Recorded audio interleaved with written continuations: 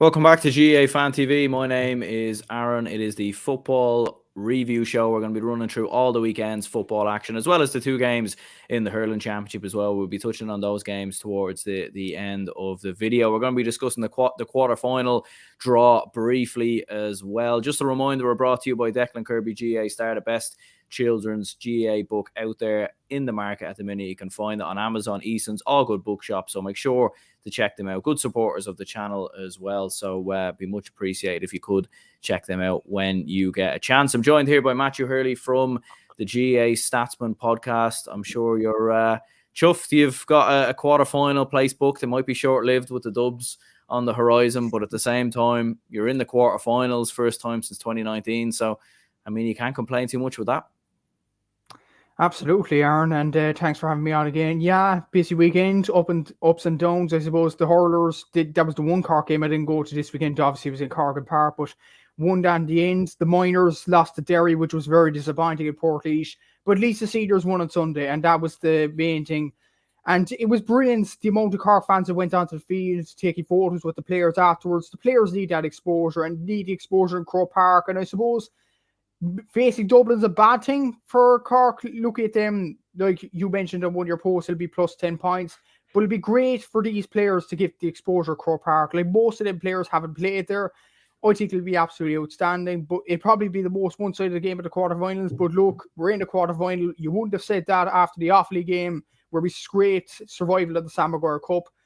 But we got there. We got there at the end, despite Keith Ricken leaving and John Cleary steadied the ship. So look, we're going to Croke Park. That's mission accomplished this year. But for the rest of the other 7 teams, there's a real possibility of going to all other semi-final. I'm very excited about this football championship. The most excited I've been in years, I'd say, Aaron. Yeah, absolutely. Like I think you know, I remember back in 2017, 2016, even the quarterfinals, and they were so one-sided. Like I remember Tyrone absolutely hammered Armagh in the quarterfinals, and Mayo Roscommon drew. But then in the second game, it was an absolute whitewash. Dublin completely, you know, hammered Monaghan. Like there was some real one-sided games, and I think that's even why they brought in the Super 8s in the first place, was because games were so one-sided. It felt like maybe we'll change up the structure and that might change things, and it didn't change anything at all. It just meant more dead rubbers, more one-sided games. But as we said a couple of weeks ago, like it is very exciting, and you know, we'll run through the quarterfinal draw here briefly. So this is just an image here from RT Sport. So you can see there Galway against Armagh, Kerry against Mayo, Cork against Dublin, and Derry against Clare. I suppose the most interesting thing there is like the winner of Derry and Clare will play the winner of Galway and Armagh. The last one of them counties to reach an All-Ireland final was Armagh in 2003. You know, Clare haven't been there since 1917. Derry haven't been there since 93. I don't know the year off the top of my head for Galway, but it's definitely been a while back, you know, maybe 2000 or 2001 since they were last in an All-Ireland final. So, I mean, what a huge opportunity for one of them 4 counties. It is, absolutely. And putting our allegiances to one county to one side, you're supporting Dublin and supporting Cork, but even for Kerry and Mayo fans, this is absolutely brilliant, I think, for one of them counties to reach an All-Ireland final. Obviously, Armagh would probably go in as favourites, looking at their performance of the championship so far. But even for Derry, like, they haven't reached an All-Ireland final since the 90s. Personally, though, like, as a Munster man myself, I'd love Clare to do it. Like, 1917 to reach an All-Ireland final. We were mentioning off air, there's probably a possibility that Clare could win the double. I don't know, is that on for Clare fans realistically? But it's still a possibility. It's still there for you. And it'll be brilliant for Colm Collins and his team. And I wouldn't put it past them, actually, to beat Derry in the quarterfinals. Like we've seen with teams that have won Ulster and then they do badly in Croke Park. You look at Monaghan in 2013, failed at the last hurdle in the quarterfinals. I think Derry, they have performed well, but I think they could be found out. Like the game against Donegal might have a few indicators there, but for the other quarterfinal, Galway and Armagh, I'm really excited about that, because two teams that have the capabilities of really exploding in Croke Park, because Galway played some outstanding football in that Division 2 final, and Armagh's style suits Croke Park to a T. They kick the ball long, they kick it direct. Rian O'Neill, Rory Gruga, these sort of players will do damage in Croke Park. So I'm really excited about this side of the draw. Even Kerry and Mayo at the other side. Like Pádraig O'Hora against David Clifford once again. Something to behold, definitely. But as we said earlier, like only Dublin and Cork looks the only one-sided game, but the other three, I'm really excited about these games. Yeah, I mean there was always going to be one-sided game out of the draw, really. Like, I mean, at a bare minimum, there was always a possibility. Maybe I think the worst thing I was saying to you off air, the worst thing maybe would have been Kerry, Clare, Dublin, Cork, because you would have had two very one-sided games, and it would have just been all built towards the Dublin Kerry game. Whereas now, with the fact that Kerry are playing Mayo, like, it definitely does open it up a little bit more. And as you said there, like, lots of intrigue. We were chatting a bit about it off air, and you were touching on it there at the start. But going up against Dublin, I mean, Dublin are obviously going to be heavy favourites, and I think as a Dublin fan, if we didn't come through that game with a win, it'd be a huge, huge shock, to be perfectly honest. But would you give yourselves much of a chance? I mean, Dublin during the league were a little poor here and there, and I'm just kind of pinching at straws here. But what do you reckon? Jeez, Aaron, you're trying to get my hopes up here. Like, jeez, will you stop, please? Like, but in all seriousness, like, look, we said it after the Limerick game yesterday, chatting to a few Cork fans. Look, we're in Croke Park. That's our job done this year. We put it up to Kerry. We stayed up Division 2. We'll move on to next year. Hopefully, we keep Rickett back at the helm with John Cleary, big assistant manager. Well, we're on John Cleary. John Cleary's done an outstanding job. Just settling the players down. And we have a settled team now. There's a few players now there, I think 5-6 games in a row now, which is brilliant continuously in the All-Ireland Championship. It's absolutely brilliant. Dublin is a step too far. Like, imagine Conor O'Halloran and the likes of Boris Shanley, Kevin like, what I will say about our fullbacks, Kevin O'Donovan and Sean Powter were excellent yesterday. Like, Powter, he's an absolute terrier. He will get into tackles, and like, he's had injury problems over the last few years. I think it's crucial for Cork we've kept him fit now for this Dublin game, because if he was out, along with Meehan, O'Mahony, we wouldn't have a chance, to be honest with you. It could be even 20-plus points.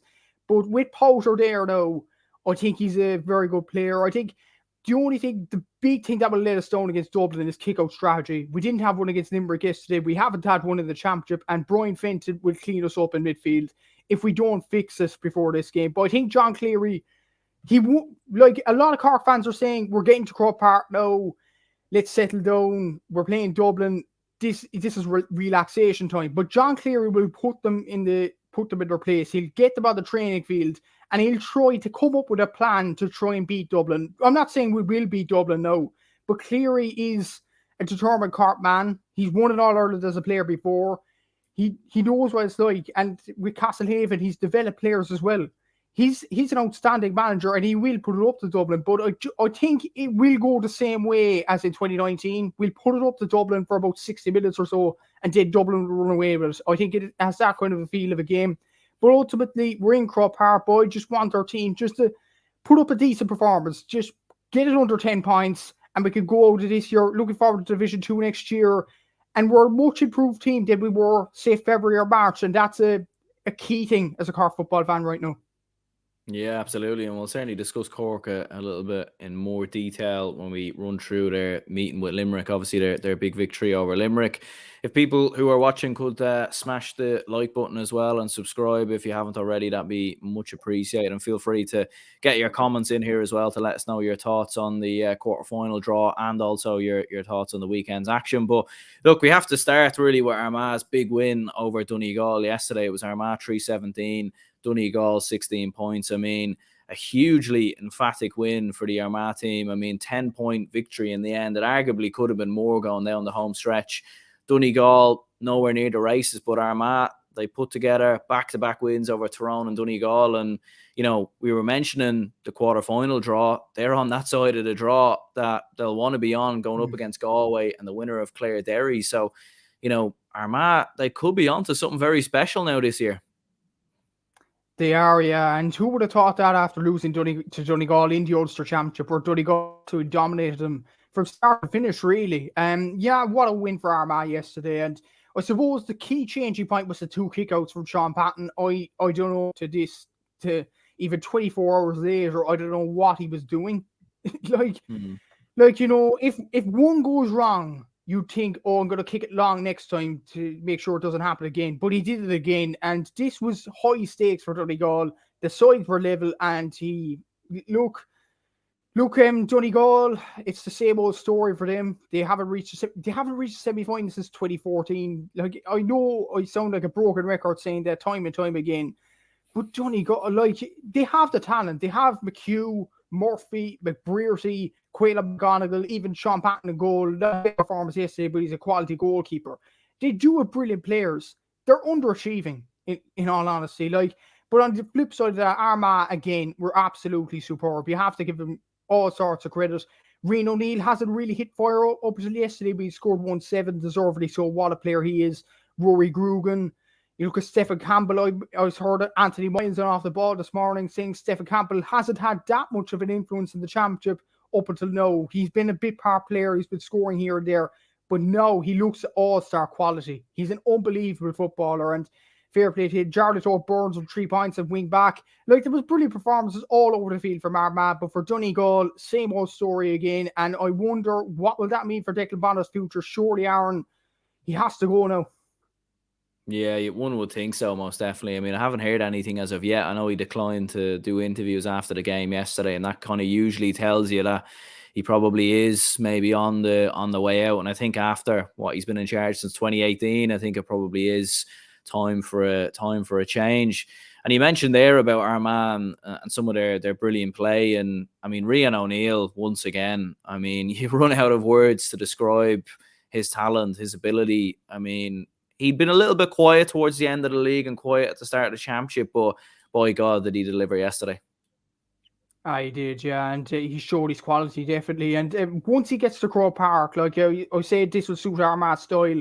This was definitely suit Rian O'Neill. He can kick from long distances.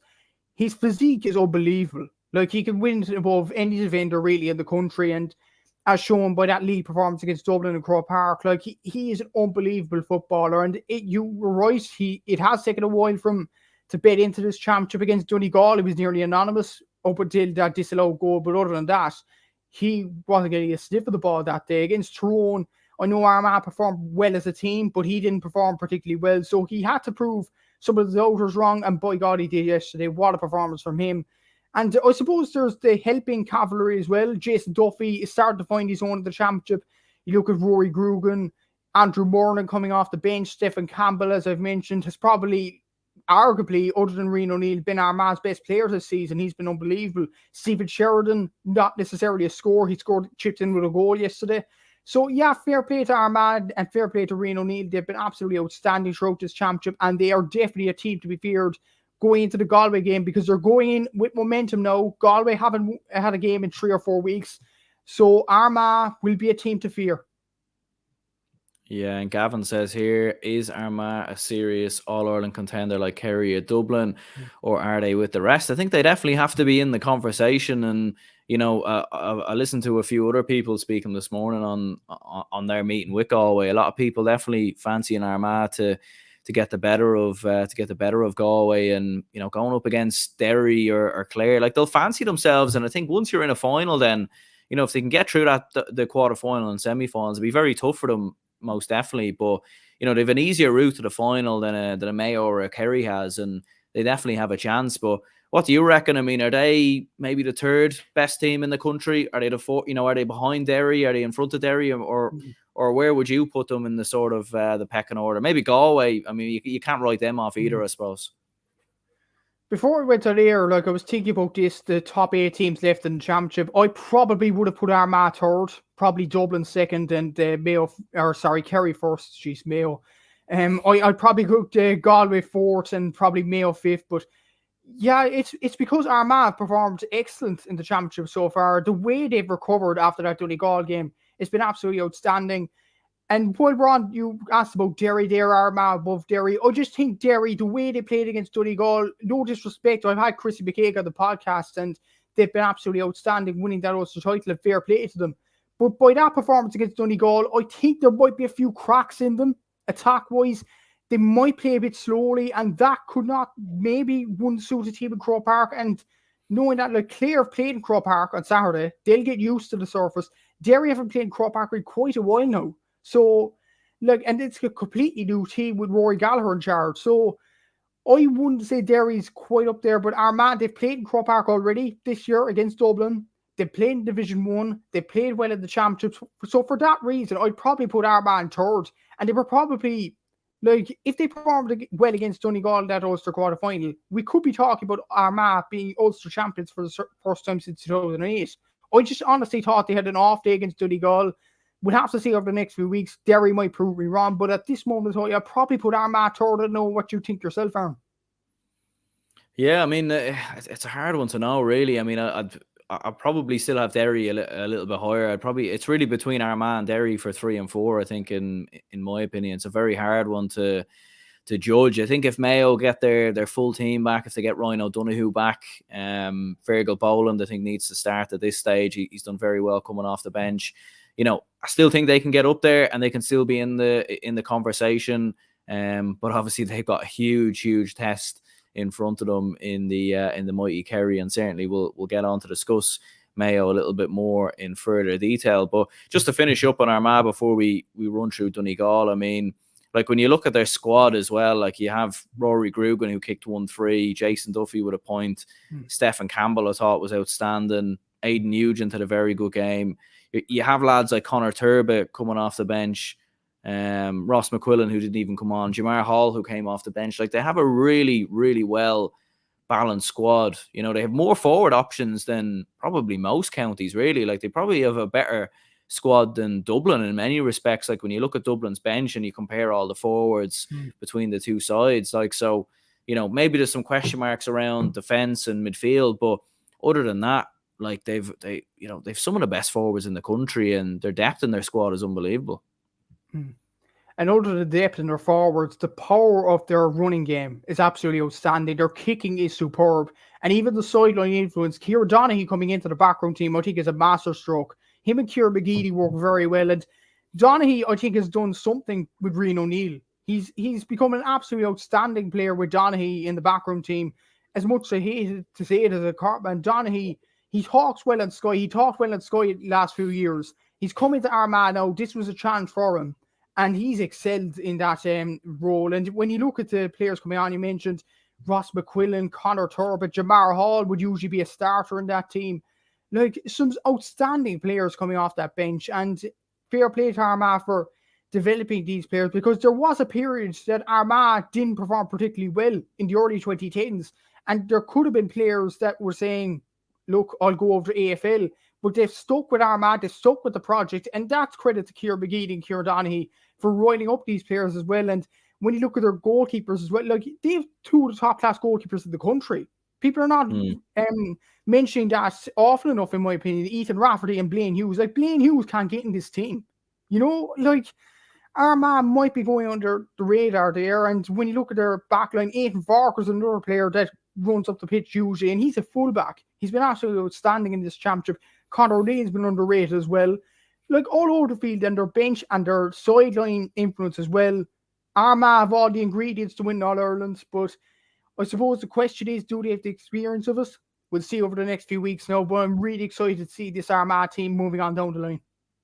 Yeah, and it is interesting because you mentioned the experience, but at the same time, like, Galway don't have much experience in quarterfinals. Clare Derry won't have much experience going into a semi-final. So that's what's going to make this so fascinating, really. Maybe they won't have the experience of a Dublin or a Kerry or a Mayo if they were to potentially reach a final. But in terms of getting there, like, they've probably more experience than anyone. So it's certainly going to be interesting. But I suppose for Donegal, like, we were mentioning their frailties there, and you were mentioning about the fact that, you know, they have quality, they have lots of good players. And I was kind of thinking, like, they do have great players in terms of Murphy and McBrearty, but, like, are they maybe a little bit overrated now at the same time? Because for so long, they've become so close. They've been that team that, you know, would be coming close to semi-finals, would nearly get there. But, like it's hard because I think Michael Langan's very good as well. Like, they have a well-balanced midfield.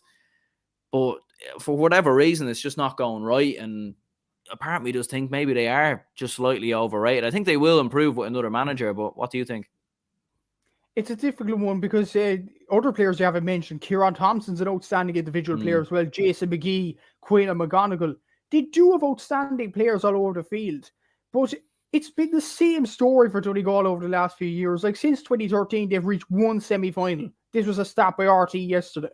1 All-Ireland final.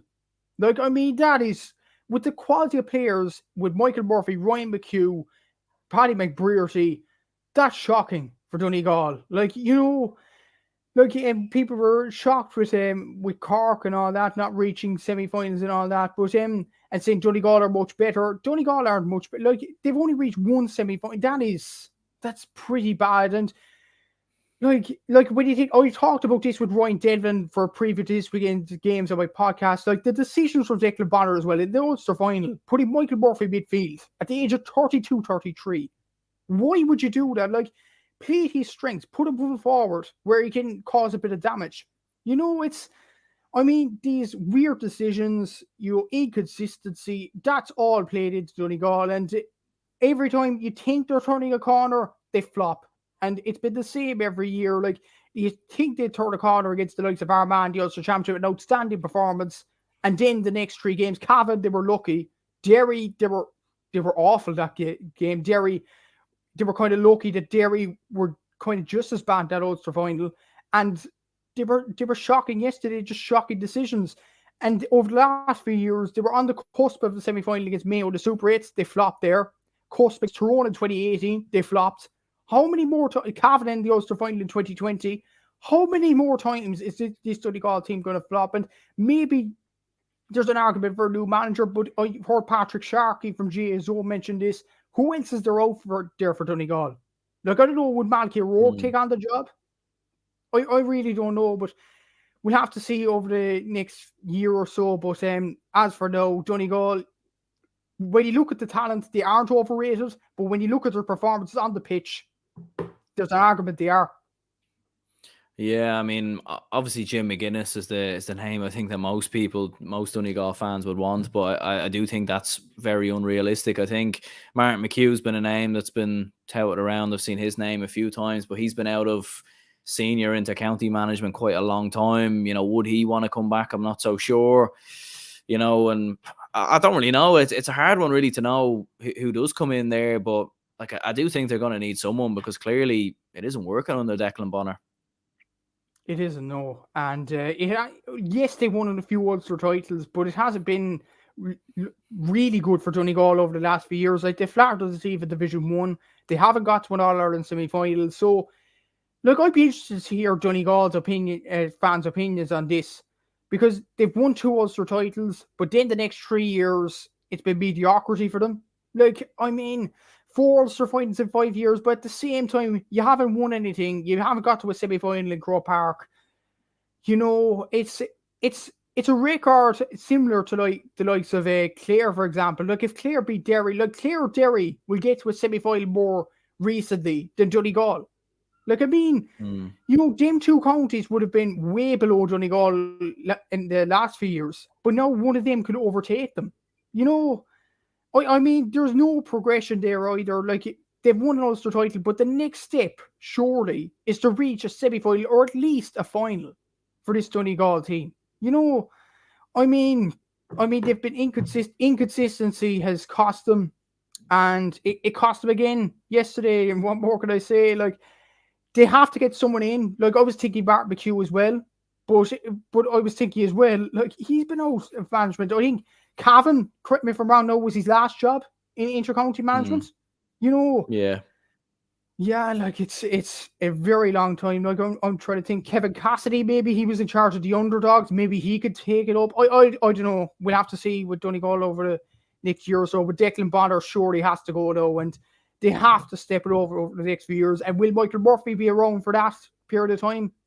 Not so sure, Aaron.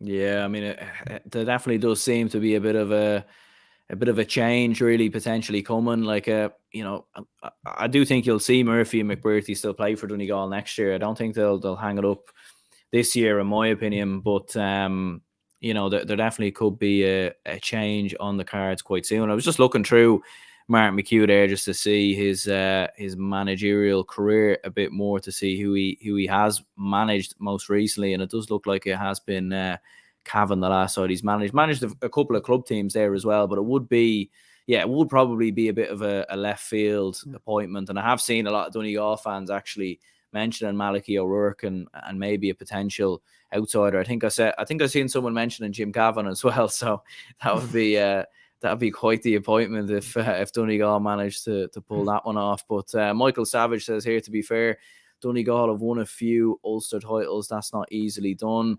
Yeah, and look, it's definitely not. But when you look at it in the grand scheme of things, like in 2018 when they won the Ulster title, they beat Fermanagh in the final. They didn't have to beat Tyrone. They didn't have to beat Monaghan. They didn't have to beat any of the big sides. In 2019, they beat Tyrone, and fair play to them. That was a big win. They then beat Cavan in the final, and they then lost to them a season later. Like they've done lots of good things, and I think in the early days of Declan Bonner's era, there was clearly a lot of improvement because there was a big turnover sort of after the end of Jim McGuinness. Rory Gallagher couldn't get a tune out of Donegal. Like it looked like they were going backwards, and he steadied the ship and got them quite close. But I think you would have to say, sort of from 2020 onwards, it just clearly hasn't worked out. It has no, and that's the thing with Donegal. Like you mentioned Ulster finals, but now that I think about it, like Fermanagh and Cavan, I know Cavan won an Ulster championship at fair play to them in 2020, but they were in the Tattoo Cup this year for a reason. Fermanagh were in the Tattoo Cup for a reason. Like these are the sort of quality teams Donegal were beating in an Ulster final. Even thinking about it, was it really that big of a success winning Ulster titles against those teams? I really don't know. And people were saying that Kerry winning against a crap Cork team or Dublin winning against another Cook, Kildare or Mayo team aren't really successes. I'd argue about Donegal. Like, Cavan, Fermanagh, if they were facing Monaghan or Tyrone, fair enough, in the Ulster final when the heat is there. But, Cavan and Fermanagh, maybe the opposition wasn't there.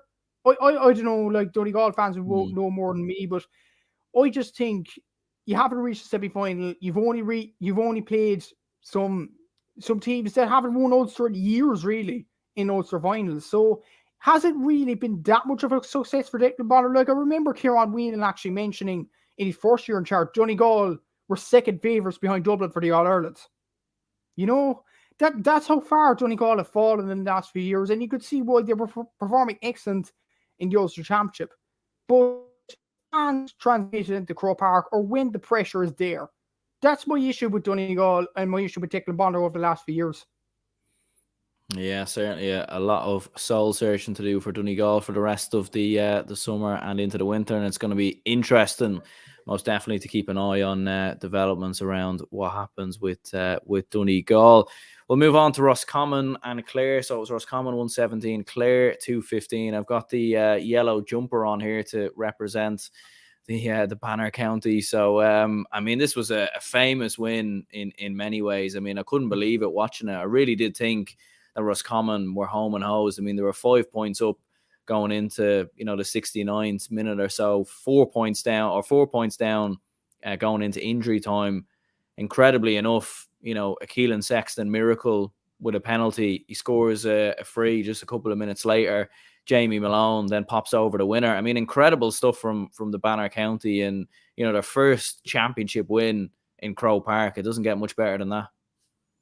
It doesn't know. What an achievement for Clare. They've been knocking at the door for years now. Like, those players that are Colin Collins have done an outstanding job, and I've heard so many people say on Twitter, and the more I look at this comments, the more I actually believe it. Clare are probably the best dual county in the country. When you look at the resources they have, like how well their hurlers are doing, getting to one Munster final, probably an All-Ireland final, and their footballers are now on the cusp of the All-Ireland semi-final if they beat Derry in a quarter-final. I mean, it's an outstanding achievement for Clare, and they've had outstanding players for years. Keelan Sexton hasn't really been fit in the championship up to now, but he came into the team late change against Roscommon, and he did absolutely outstanding. Owen Cleary, I've been saying for so many years, is one of the best players in Munster. Not really besides Cork and Kerry outright. He's an absolutely outstanding player. Jamie Malone has fitted the wing back so well. Keane O'Dee's been outstanding. Like, Manus Doherty at cornerback, I think, has been brilliant all through the championship. And people will say Cork got lucky draws in the All-Ireland qualifiers. When you look at Clare, they had to beat Meath and Roscommon.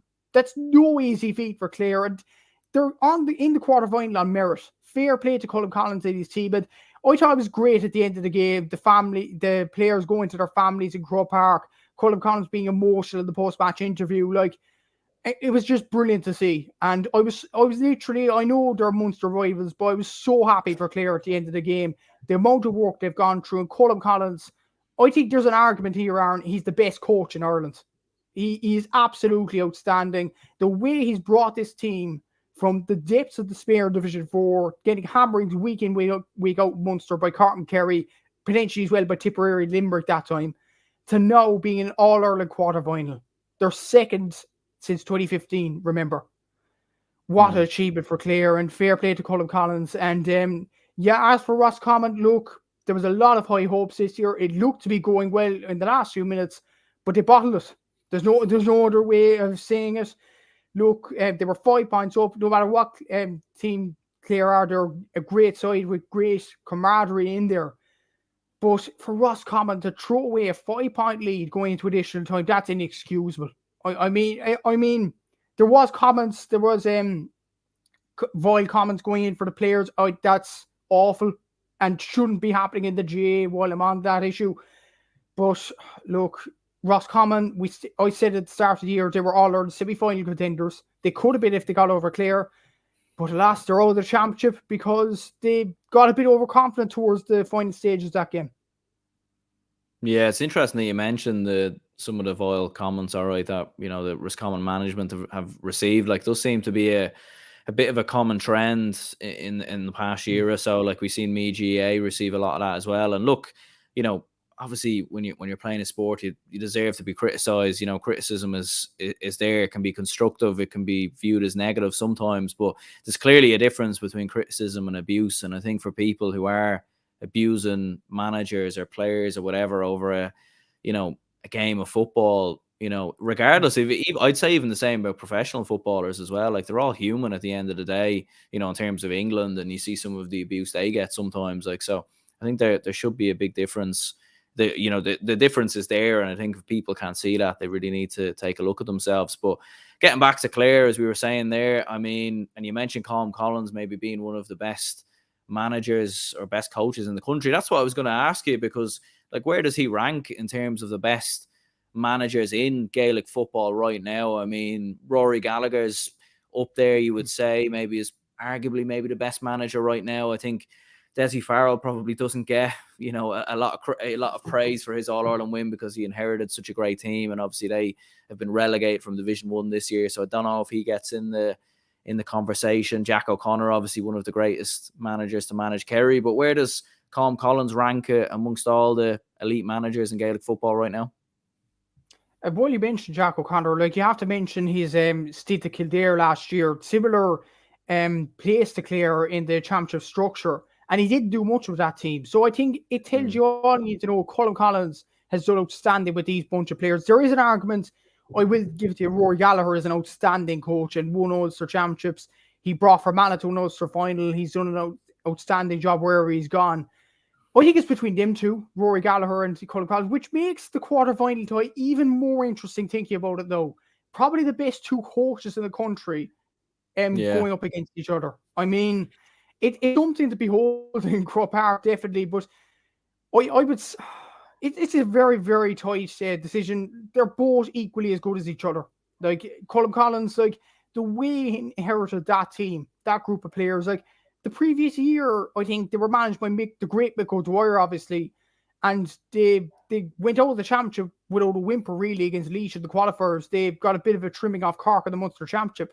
But Colm Collins, within 3 years, he got them to an All-Ireland quarter-final, you know, in 2016. And he's been close ever since as well. They probably should have beaten Meath in 2019. They should have beaten Armagh one year. Like, Clare have been so unlucky, and I thought they deserved that luck on Saturday because they got so unlucky over the last few years. But to answer your question, I think Colm Collins and Rory Gallagher are as good as each other, which makes the match in Croke Park now even more interesting. Now I'm even more buzzing for this match now that we even mentioned it. Two of the best coaches in Ireland coming up against each other. Yeah, it's going to be exciting, all right. And as I was saying to you off air, I'm definitely hoping to get to the Dublin and a Cork game, and may even go to that game as well, to be perfectly honest, because I think it's going to be very, very exciting, most definitely. And, you know, obviously for Roscommon, very disappointing result in the end. I mean, the game was was more than there from them. It looked wrapped up. It looked finished. I mean, a couple of question marks over the penalty. I've seen a few people saying, was it a penalty? Was it not? For me, I thought it was, but what do you reckon? Oh, it was a clear penalty. Like, he was going straight through and goal. Your man cut across. It was a penalty. I don't know why Roscommon fans would complain over that. Even the Sunday game analysts were saying it was a penalty last night. I don't think there's much to complain about. I don't know where are we hearing that by matter of interest, Aaron. Yeah, I've seen a few YouTube comments on the match reaction, and then also a few tweets here and there. So I was kind of thinking maybe should I go back and have a look, but then at the same time I was thinking when I seen it the first time, it definitely looked a clear penalty, as was the Mayo Monaghan one as well. Like, I've seen a few people comparing the two and saying, oh well, the Mayo Monaghan penalty wasn't given, but like the Mayo Monaghan one should have been given, you know. So two wrongs don't make a right, you know. Yeah, exactly. That's it. That's the thing. Like, that was a clear penalty. We were talking about that in detail last week. You know, it was a clear penalty, and referees shouldn't ignore an incident just because another incident was ignored last week. You know, you're right. Two wrongs don't make it right at all. You know, and that could have cost Clare a quarterfinal appearance, a deserved quarterfinal appearance. So I don't know where people get these comments. I think it was just hurt Roscommon fans. In all honesty, Aaron, it probably was. To tell you the truth. Yeah, I mean, it was a painful defeat to take in many ways. I mean, to be so comfortable, to be so far in front, to be in the position that they were in, but ultimately, like, where do you think it's gone wrong? Because it was only a couple of weeks ago that, I don't know if it was you on the podcast as well, alongside myself, when we talked about them being dark horses for the All-Ireland, and I was thinking that, you know, maybe they're up as the fourth, you know, maybe the fourth or fifth best team in the country, and you know, they weren't terrible against Galway. Like, they had some good moments, and against Clare they had some good moments as well, but ultimately, you know, they've lost both of those two games and they're out of the championship. Yeah, and even I was mentioning on my podcast during the week with Ryan Devlin from the Saffron Voice, I see no reason why Clare could beat Roscommon in this game, but he stuck to his guns. In fairness, he said Clare would beat Roscommon. I mean, that was an unreal prediction by him, but yeah, I thought Roscommon would win that game. Like yourself, I thought they weren't that bad against Galway. Like a 3-point margin when they were playing particularly well. You know, like, and you look at the stats of the game as well. They actually had more shots than Galway that game. So, you know, they didn't play that badly. Look at the stats and look at the way the game went in the end. You know, they still had Conor Daly playing well, Dermot Morta. I know he was saying on my podcast as well, to ram the home the incorrect point even more. Dermot Morta, if he started, I thought Roscommon would definitely win. He started, he scored a goal, in fairness to him. I think he does make Roscommon a better team. But alas, they're out of the championship, and in shocking circumstances, I just think they took their eye off the ball in the last few minutes. That must be the only solution. They got overconfident, and they allowed Clare back into the game. But take nothing away from Clare. Like, you look at the scores that bring them back into the game, disregard the penalty now. Keelan Sexton's free, beyond the 45. How much pressure he was on. You know, that was an outstanding score. Jamie Malone scored, we talked about long in the next few years. So you have to credit Clare, but at the same time, you have to question where did it go wrong for Roscommon. I honestly think they got overconfident in the last few minutes and took their foot off the gas. That has to be the only solution.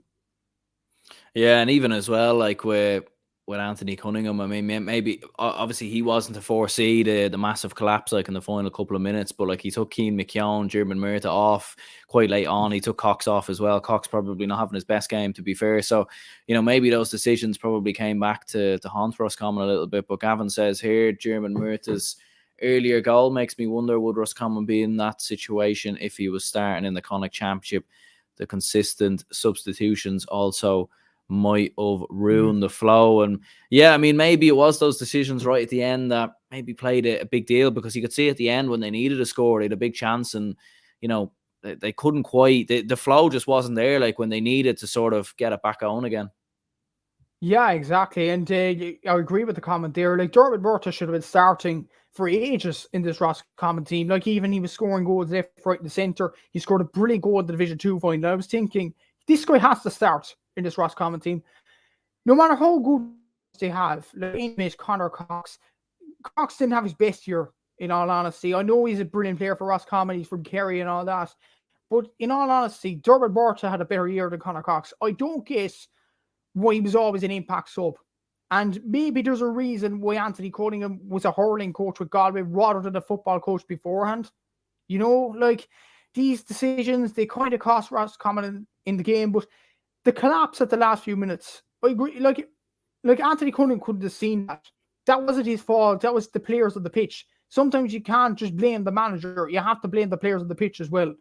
And look, I don't know what happened. Roscommon, was it a few dodgy kickoffs, a few passes, but all of that culminated into an utter collapse. I don't know what it was, what made the players think like that. Maybe it was the substitutions. We don't know. But at the same time, like, you could argue the forwards missing chances was a key in losing this game. But when you look at the defensive errors as well, conceded the penalty, you have to look towards that as well. It's a team game at the end of the day. So, you know, Roscommon have to look at themselves, look at what happened in the last few minutes, look at the tapes. Maybe Anthony Cunningham won't be there next year. I'm not entirely sure. But if he's not, they'll have to do better under the next manager next year. They have to regroup because they're going to be in Division 1 next year. They can't afford to make the same mistakes as they did on Saturday. Yeah, it's a hard one to know, all right, with Anthony Cunningham's future, all right. It'd be interesting to see what decisions they make in regards to that one. And yeah, like what you were saying, like they even lost possession in the build-up as well to giving away that late free as well. Like they probably should have kicked it long, or maybe like a lad should have went down to kill the time. Like just for a team as experienced of them, for them not to see that through was a little bit surprising. But moving on, it was Mayo 2-13, Kildare 14 points. Probably the least exciting game of the weekend, to be honest. And I don't think many people, said that. I remember a lot of people saying this would be man-to-man and it'd be hugely exciting. And in some ways it was exciting, but not for the right reasons, because the quality in the first half was very poor, very terrible. And I think Kildare will look back with a lot of regret because, you know, obviously you look at the scoreline and you say, oh, well, they were beaten by 5 points. But, you know, the scoreline doesn't tell the full story. Obviously, Jordan Flynn gets that late goal. Like, on another day, Kildare could have won this one, and really, they should have won it. They should have, absolutely. And when you look at Mayo scoring, they kept Kildare in the game constantly. And look, Kildare were leading for most of the game, and then it was the 2 goals at the end. No, and what epitomised Mayo, it was a defender to get them out of the hole in Oisin Mullen, and to some extent as well, Lee Keegan. Like, Mayo can't keep doing this going into a quarterfinal, like relying on their defenders to get them scores. Like, I think they got, what was this, 3 points other than Killian O'Connor up front. 1 from each player. I think Jack Hardy, Conor Loftus, and Jordan O'Connor. That's not good enough. Not good enough for an all-Ireland contender. What Mayo have been over the last few years, all-Ireland finalists last year, let's not forget. Like, they had to rely on Jordan Flynn as well coming off the bench. You know, like, Mayo can't keep relying on these sorts of talents. And then, like, when you look at Kildare as well, Kildare weren't really up to the top notch in this game, and they should have won it. You know, I mean, Mayo got extremely lucky in this game. Like, Ben McCormick, who's been fired this championship so far, only scored 1 point. Jimmy Hyland, I think, only scored 1 from play. Daniel Flynn scored 1. Neil Flynn scored 1. Like, they weren't exactly firing this game. Kevin Feely, the man of the match, only got 1 point. So, I mean, you know, Kildare weren't exactly firing. They should have won the game. And that's probably a bad indicator for Mayo going into the Kerry game, because if they make the same mistakes as they did against Kildare and against Monaghan, Kerry will tear them to shreds in Croke Park. You know, they did it in the league final. They'll probably do it again. Look, it's not looking good for Mayo if they keep performing this way. Kildare, it's a big opportunity for them, Aaron. Yeah, like I agree with you when you're talking about Mayo, and obviously they will need to massively improve by the time that Kerry game comes around. But it's a strange one with Mayo. Like, if it was any other team going in there against Kerry, I'd say, oh, Kerry should be winning that comfortably. I mean, Mayo's form has been terrible. Kerry should be putting the foot down and probably winning that by 10 plus. I mean, they beat them in the league final by 15 points, so they should be able to go ahead and do that again. But Mayo, they're a strange team. Like, they have this weird thing a lot of the time where they will scrape through the qualifiers, not look at their greatest. You've Ryan O'Donoghue to come back in as well. Like, do you give them much of a chance against Kerry, or do you think the Kingdom could put the foot down and maybe steamroll them in a similar fashion to the league final? It depends. It depends what Mayo turn up in this game. Like, If it's the Mayo that performed against Kildare, Monaghan, and against Galway for 60 minutes, Kerry will absolutely obliterate them. But if it's the Mayo that performed against Dublin and Croke Park early on in the league, Galway in the last 10 minutes, Kildare to some extent in the last few minutes, there could be a game there. But you'd have to give Kerry the massive favour tag here. The downfall for Kerry over the last few years has been their defence. But under Paddy Tally, it hasn't been over the last few weeks or so. So Mayo have to counteract that. I'm not sure can they, to be in all honesty. Like, if they have Ryan O'Donoghue back, that would be key for Mayo. They have to have him back in the team. Matty Ruani, Aidan O'Shea, Jason Doherty came off again against Kildare. James Carr, again, only scored 2 points in the entire championship. Like, I mean, if O'Shea Mullen, Lee Keegan, that's one positive, I suppose, for Mayo, because Kerry forwards don't seem to mark their men coming up the field. That could be a positive. Like Clifford, O'Shea, they're outstanding players, technically. But when it comes to marking, chasing defenders down, they don't seem to do it that often. That's probably a positive on Mayo's part. We'll have to see once the game rolls around. But as of now, I don't think Mayo will actually do well enough against Kerry. I wouldn't be surprised if it's 10 plus points for Kerry. But again, I mentioned it before, it depends what Mayo team turn up. We'll have to see. But looking at the last few performances, it doesn't look good for James Horan's team.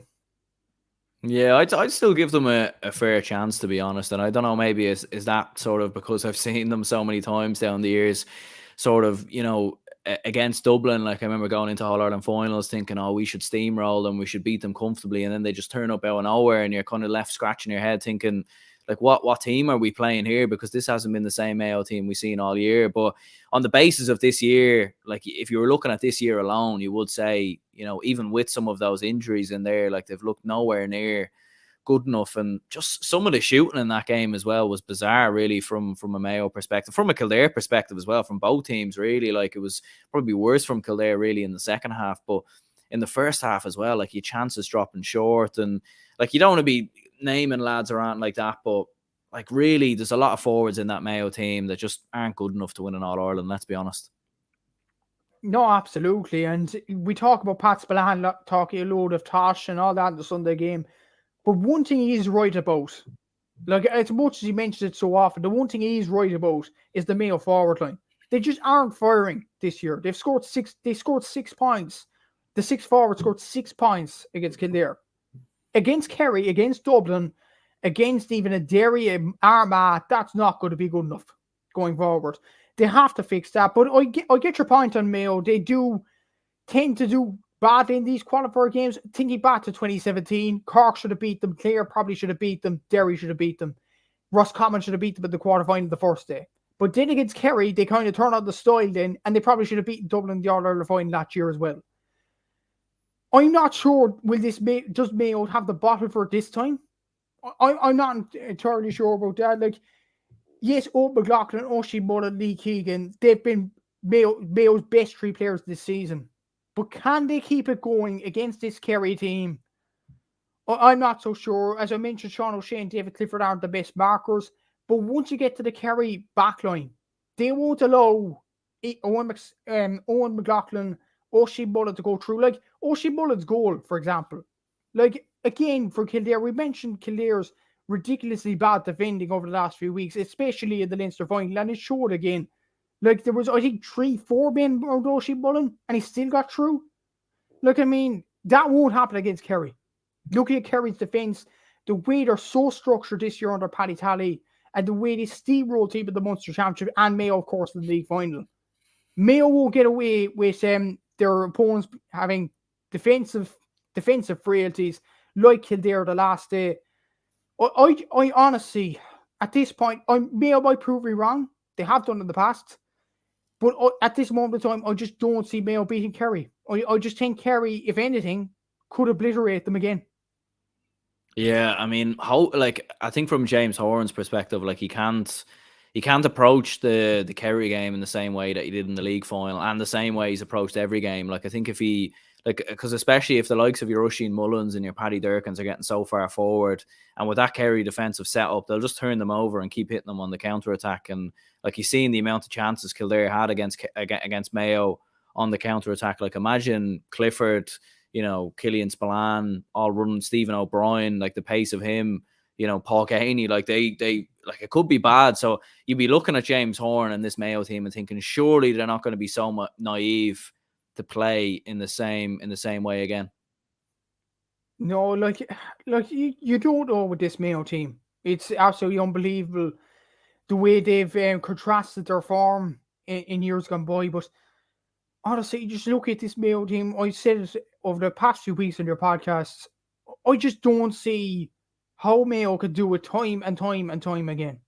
I just don't. It's not sustainable. And the way Kildare, you mentioned this, the way Kildare got through them on the counter attack. Like, if Kerry get through them, like, Kildare shooting was pretty bad. No, it's Saturday. Kerry shooting will be 10 times that. You look at Gainey, you look at Clifford, you look at Sean O'Shea, you look at Stephen O'Brien, you look at Tony Brosnan, or even Micheál Burns coming off the bench. Kerry will destroy Mayo in Mayo's full backline.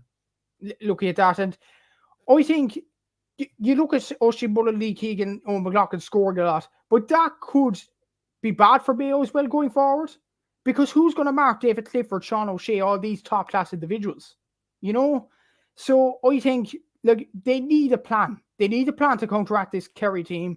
If they don't come up with a plan and they perform like they did over the last few weeks, I know you're trying to defend Mayo, and I commend you for that, Aaron, but I just think this Mayo team has probably reached the end of the road. There we go. It's going to be interesting, most definitely. Sideline view with Dara O'Connor says Clifford would have had about 2-5 from play alone if he was playing for Kildare the last day. The only way to save this year is for Kerry to win the next day for us. Shambles is what Dara says there. Dara obviously a big Roscommon fan, so he'll certainly be cheering for Kerry to do the business there. But I mean, look, it's a very exciting game, and obviously we'll discuss it in more detail when it comes around. But from a Kildare perspective, I mean, it's a hard one to know with them. Like, do they leave the year with their heads held high? I don't really know. Like, it's a missed opportunity, and maybe they'll look at it and think, oh, we were close to beating Mayo. But if Mayo were at the races, I mean, they probably could have put them away sooner, really, and they were 6 points up as well. So it's just a strange year for Kildare. Like, they've definitely made progress, all right. They got some big wins in Division 1. But even at that, I think the last two results and the last two performances show us that they're still a while away from the chasing pack anyways. Yeah, like, their attack has been absolutely outstanding this year. Jimmy Hyde and Ben McCormack, as I mentioned, scored 15 points coming into this Mayo game, where I think he scored 15 points overall in the All-Ireland Championship. That's an unreal statistic there. Kevin Feely scored well, Daniel Flynn. But again, defensively, Kildare have been shocking this championship. Like, you could talk about stats all you want. Like, Carlow and Cork were statistically the worst defence in the league, and probably still are in all the games. But when you look at Kildare's defence, just watching it, it's like an under 14 or under 12 team. In all honesty, like, I mentioned O'Shea Mullins' goal. Like, okay, Jordan Flynn's goal will cut them a bit of slack because they were chasing the game. They had to go for it at the end. But O'Shea Mullins' goal, you're in the ascendancy. There's 4 or 5 players around them. Why would you let him go and go through and go? Like, I mean, it was even more... Well, the Dublin game was an all new level of shocking defending. Like, I was mentioning to Ryan Devlin last week as well. There was 3 or 4 Kildare players, went to one Dublin player, left Conor O'Callaghan straight through and goal. Like, I mean, like, at least you could say about the likes of Carlow and Cork, they've learned from their mistakes defending badly in the league. Kildare haven't. And I mean, it cost them badly away from Newbridge in the league, and it cost them dearly in the championship this year, right? I mean, there's some elements of leaving with your head held high, but they probably should have won the game against Mayo if they had better attack and if they had a better defence. That's the bottom line here. They had neither, and they're out of the championship. Look, they had a good league campaign, but championship-wise, if you're graded them at the end of the year, I don't think it's going to look pretty for Kildare fans. Yeah, and it was Cork 2-18, Limerick 1-16. As you said there, or as you were saying off air, I mean, look, I don't think anyone expects Cork to do anything, obviously, against the Dubs. And, when you see in the draw against Limerick, I suppose you're face lit up really, because you're seeing the opportunity to get to an All-Ireland quarter final, which didn't look visible a couple of weeks ago, a couple of months ago. But in fairness, look, it was a tough game. It was a hard fought game. Like there was a stage at the end of the game when Limerick obviously get the penalty and obviously, not Limerick get the penalty, Limerick get the goal from Brian Donovan. Cork go down to 14 men with Paul Walsh's red card. There was a moment there where it really felt like, in a similar fashion to the Clare game, I could see Limerick turning around. But to be fair, even with 14 men, you steadied the ship, you went down the other end and you got the job done. Yeah, and that's something like Oisin McConville was mentioning last night. I completely agree with him. You couldn't have said that about Cork teams years gone by. You know, like that Paul Walsh red card, I was at the game, I was watching Limerick got a goal through Brian Donovan, they got a punt through Adrian Enright, and then got a stupid, like Paul Walsh. I have to wonder what was going through his head. He was on a yellow card, he just came onto the pitch. What was he doing? Like, I mean, look, it's over though. We're in an All-Ireland quarter final. Look, I would have been sorry for Paul Walsh if we would have lost the game, because, you know, there would have been a lot of flack going towards him. But look, the lads just dug in. They dug in and they got the penalty towards the end. Then what I will say, Kevin O'Donovan, Sean Powter, like arguably they're two best players of the team, two cornerbacks. They've been absolutely outstanding in this championship. Kevin O'Donovan won the penalty. That was a crucial time in the game. And honestly, with Brian Hurley stepped forward, knowing Cork teams over the past few years, I thought he'd miss. In all honesty, I was just head in the hands. I thought I'd miss it and our opportunity would have gone. But thankfully, he scored it, and we're in an All-Ireland quarter-final. Look, we didn't perform well in the first half. I mentioned it at half-time on Twitter. We were outplayed by Limerick, and we should have been behind. But the fact we were a point ahead, that was brilliant for us because we could kick on in the second half. Colin O'Mahony scored an absolute superb goal. Like, he kicked it to the near side of the goalkeeper, which most players wouldn't do. Shows his class in front of the goal. What an outstanding finish from him. And we looked to be in control then. But then Limerick get that goal, and I'm thinking, oh no, here we go again. But look, at least the players dug in, and we were aggressive defensively. We might not be clicking. Like, we might not be performing to our utmost. We might be performing poorly. And we might have got lucky draws against Louth and Limerick. But what I will say about this team, the effort is there. The team sheet in weeks gone by, like, there was only, I think, one change yesterday, Micheál Martin coming in. And he's been in over the last few weeks. He came in against Kerry, but he went off injured. So the team has largely been the same for 5 games in a row now. So you wouldn't have said that about this Cork team years ago. There are some positives to take. Yes, Dublin will most likely obliterate us in Croke Park. But look, we're in an All-Ireland quarter-final. This will stand to the players. Like the likes of Stephen Sherlock, I don't think has ever played in Croke Park. Colin O'Mahony's never played in Croke Park. Mark Shanley, Kevin O'Donovan. These players, this is new territory for them, playing Croke Park. And I would say to the Cork players, go out and enjoy it. While putting up a test to Dublin, go out and enjoy this occasion. You might never see this again, but it will bring the players on a ton now over the next few years and to bring us onto a Division 2 campaign next season. Look, we're in all out of quarter-final. We have to be happy about it. And John Cleary's done very well to steady the ship after Keith Ricken left on personal reasons at the start of the year. So fair play to John Cleary. He's rallied the troops and we're now in an all-Ireland quarter-final. You couldn't have asked for much more. The draw has been kind. But look, you have to beat what's in front of you, and we're in an all-Ireland quarter-final now. Yeah, Rommel says here, likes of Conroy and O'Donoghue would beat Cork on their own if they were available for Mayo. Bad draw for Dublin. But you see, the thing is, they're not available though, are they? So like if Conroy and O'Donoghue were available, we probably wouldn't be having the conversation about Mayo's poor forwards. Like let's be perfectly honest. But you would expect O'Donoghue to be back in the team, obviously, the next time around. But what do you reckon then, or sort of what I was going to say actually was, when you were in Division 2, I mean, you were obviously down near the relegation zone. Do you think maybe at the same time, like being in that relegation zone, being in that battle sort of helped you a little bit? Because I suppose you had to fight to get past Offaly, you had to fight to get out of that relegation battle. Like maybe those close, tough games, maybe helped you kind of going into this kind of Louth and Limerick games, because when the going got tough, I suppose you stood up. Yeah, I completely agree with you. It probably brought the players closer together as well. You could see the reaction at the end of the Offaly game. Lots of people were laughing at it on social media, but look, it kind of shows what it meant to the players to stay in the Sam Maguire Cup. Like, let's not forget, like, if we would have lost that game, we would have been in the Tanchin Cup and we would have been talking about a semi-final against Westmeath next week. But instead, we're talking about a quarter-final with Dessie Farrell's Dublin. Look, it's going to be a brilliant occasion for the players. And look, it could have been so different a few weeks ago. And those performances weren't vintage either against Down and Offaly. But then against Kerry, we stepped it up a small bit. Louth, we didn't play particularly badly. Against Limerick, the second half was much better. And what I found as well, there was a lot more scores in the team as well. Like John O'Rourke scored 3 points yesterday. I thought he had his best game in the Cork shirt. Owen McSweeney was outstanding with 2 points. David Gore came on and got a deserved point. He played well against Louth coming on, and he came on again and has got a point.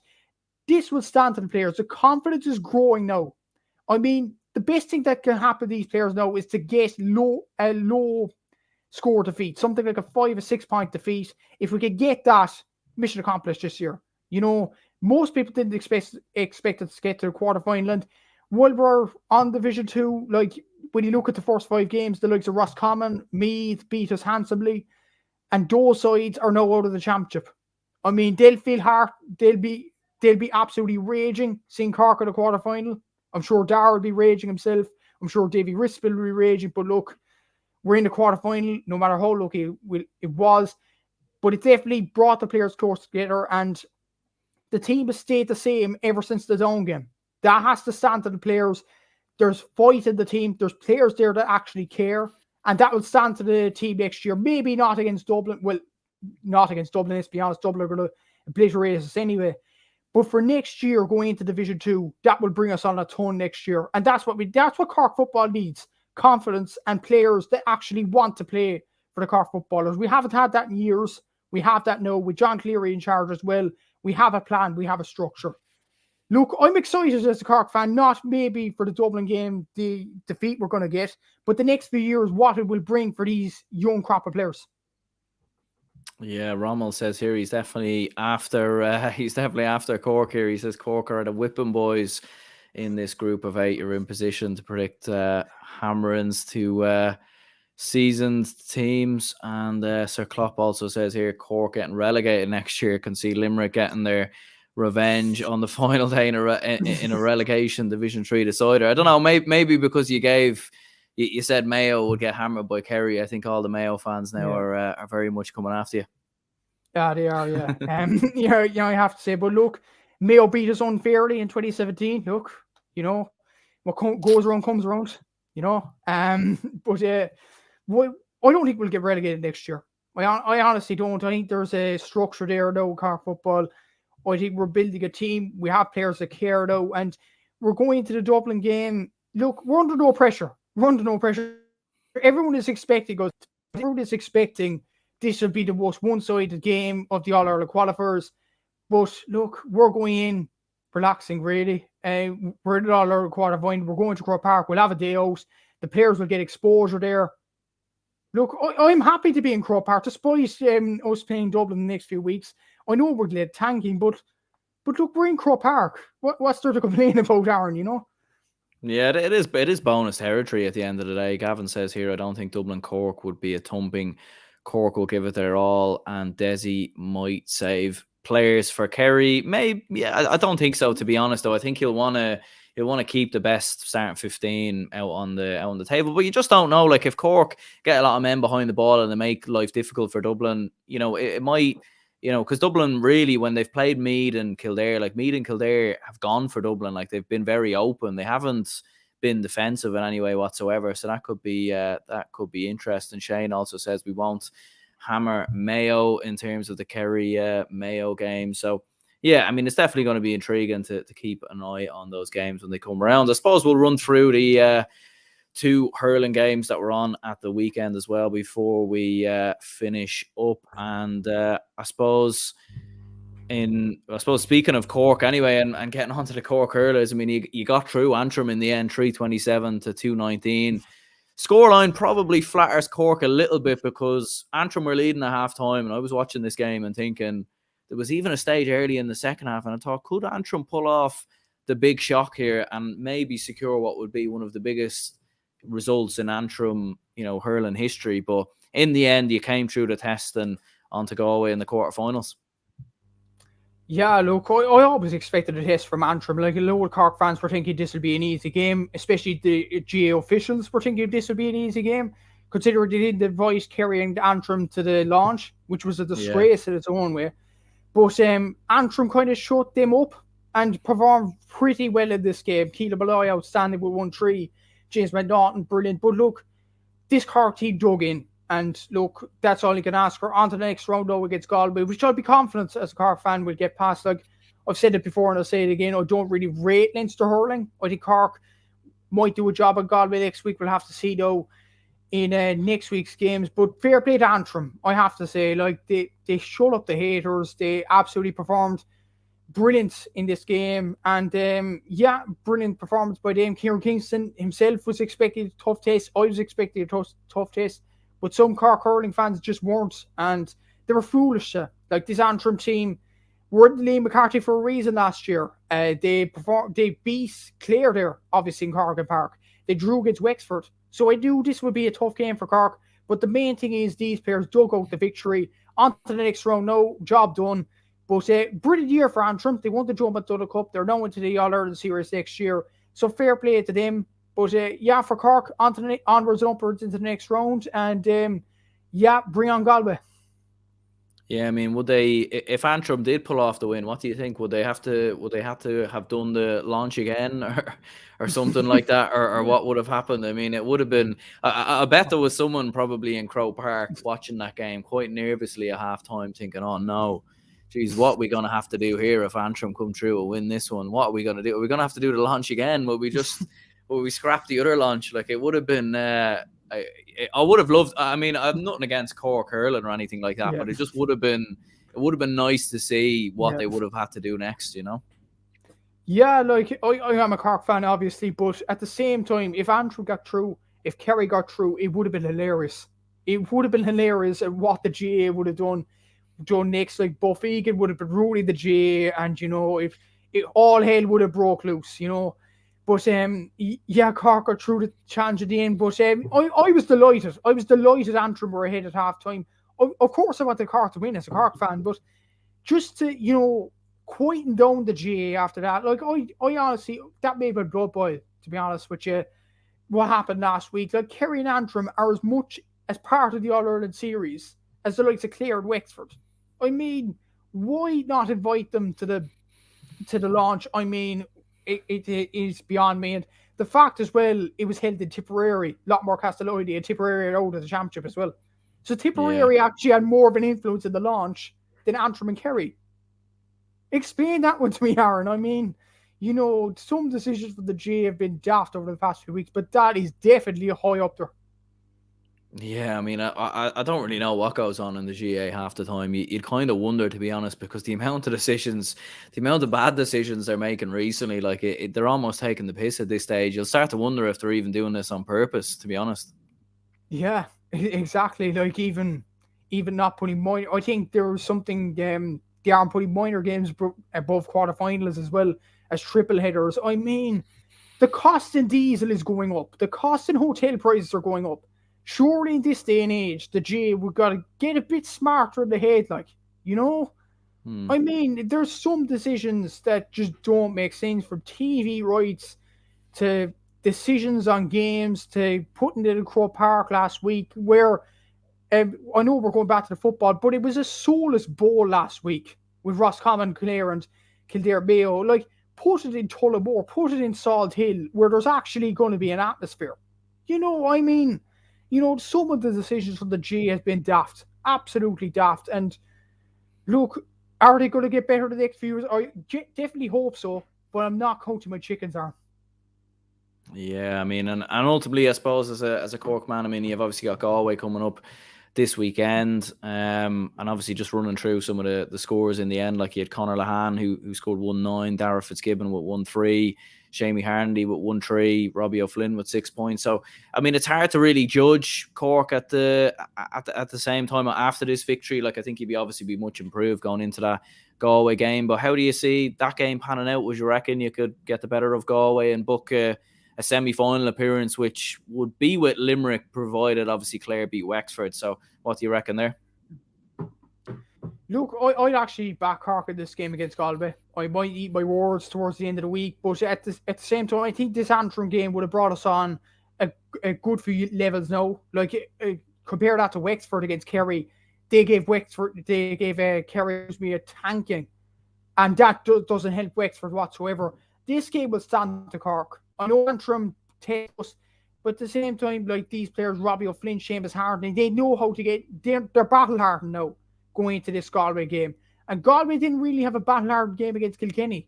And they didn't perform particularly well. So there's a few cracks in that Galway team. So I'd be confident as a Cork fan going into this game against Galway. It will be a tight game in Thurles. But just at this moment in time, I think Cork will win it. I think we're battle-hardened. We're coming through a tougher province in Munster.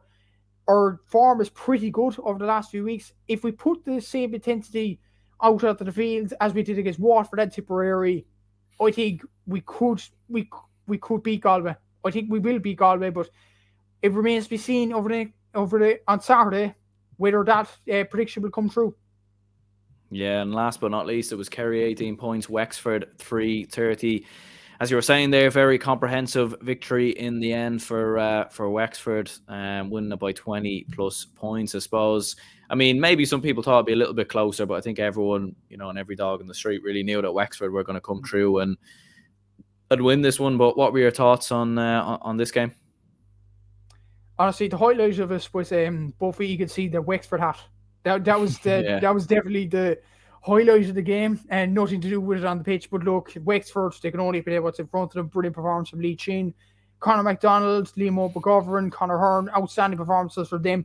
But look, Kerry, they've played a top team in the country now, and it will bring them on next year. I honestly hope Kerry do well next year. Like, Kerry Hurling is on the rise. Stephen Blomfield's done a brilliant job. They should be very proud of themselves doing well this year. But look, Wexford onto the next round without a fuss, really. And the highlight was really Buff Egan's story. That's as much as I could say about this game, Aaron. No disrespect to Kerry whatsoever, but Wexford were a complete domination.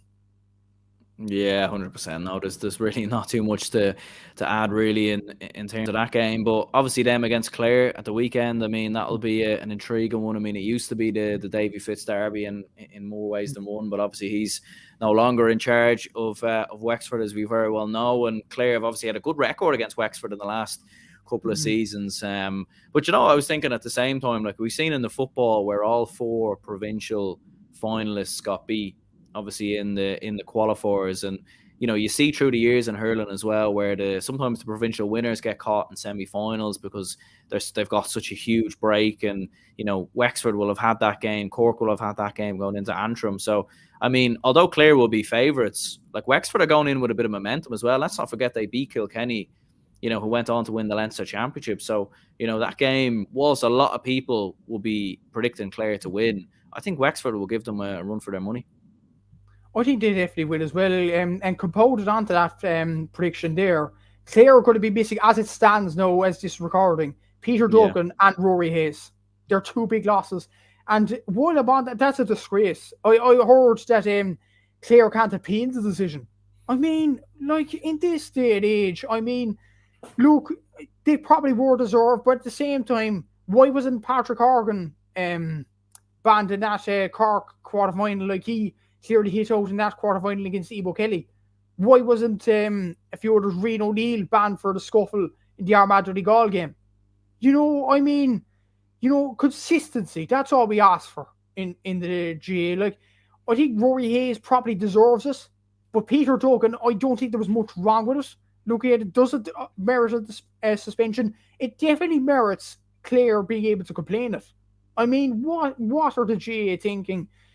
To be honest with you, but and Shane Dowling as well on the Sunday game, even last week as well. I mean, like, trial by television. I mean, yeah, we're getting to that now. I mean, I know I've seen Shane Dowling block Clare times as well on Twitter. I mean, bad form from him. But look, I hope something is resolved later on the week. But I think that decision there gives Wexford a fighting chance. I would have said Clare would win this a few weeks ago, but look at this decision now.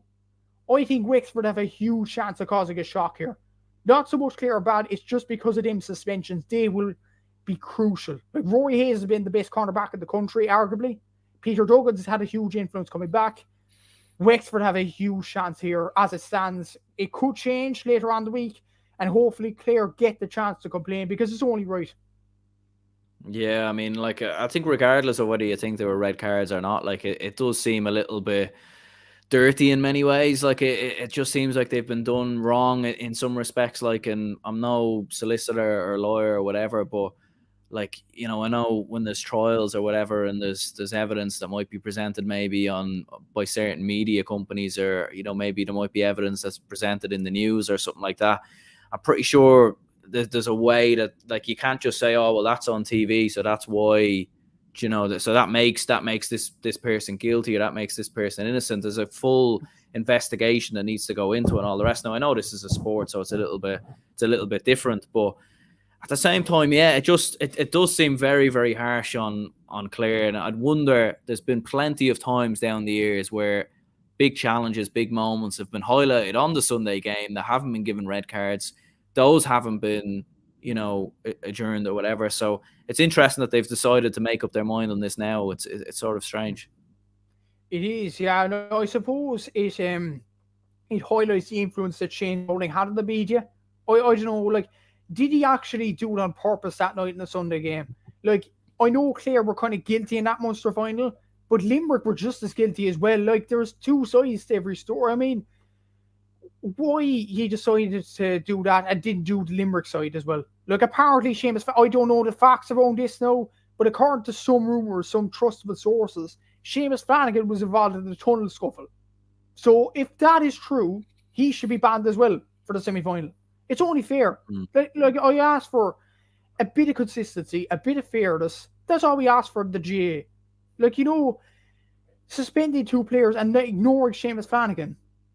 I mean, something seriously wrong with the GAA there. And to be honest, if Seamus Flanagan doesn't get suspended and it turns out he did instigate that fight in the tunnel, Shane Dowling should be ashamed of himself. Should honestly be ashamed of himself for that sort of behaviour in the Sunday game. And I wouldn't be surprised, like, would the Sunday game actually sack him after this? Yeah, I mean, it's a hard one to know. I mean, whether, like, obviously only, you know, maybe he was just highlighting the issues.